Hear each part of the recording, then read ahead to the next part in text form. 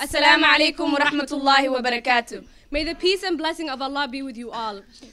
We have a story to tell. Sisters, gather around. Brothers, I'm sorry to say this one's not for you, but still, sit down. Pay attention. The sisters get it special because you don't know what we have to deal with.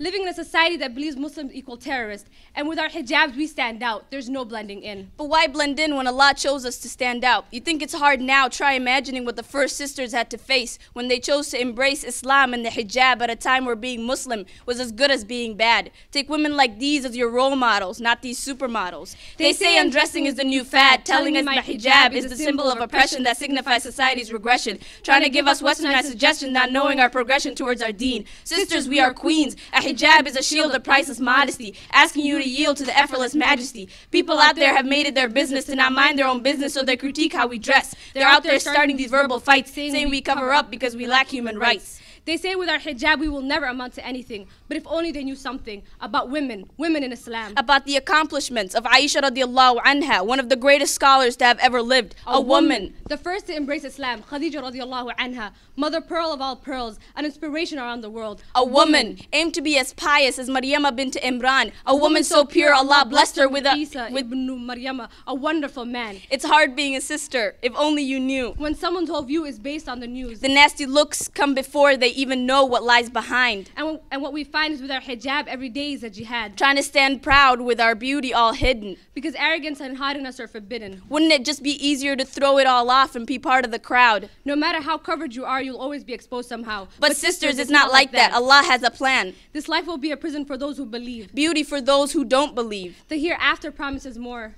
Endless possibilities behind a door. Because remember, this life is a false reality, nothing more than a fantasy. My dear sisters, you are a product of modesty, a cover of true beauty. For you cover up daily, sacrificing your safety. This might increase the enemy's rage. They might utter, we no longer live in the Stone Age. Stares on her as she walks by. She has a heart of a lioness and a tongue that does not lie. A queen, an empress. Her inner beauty is beyond what you can express. Allah, the most powerful, provided her with a face brightened with nur, and that is enough. She understands the power of Allah, and therefore she covers up. Not because she is oppressed or depressed or repressed, but because she is a representation of this modest and peaceful religion. Let's hear it one more time for our Muslim women.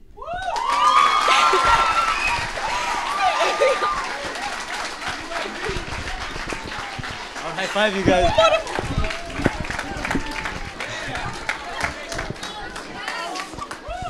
MashaAllah.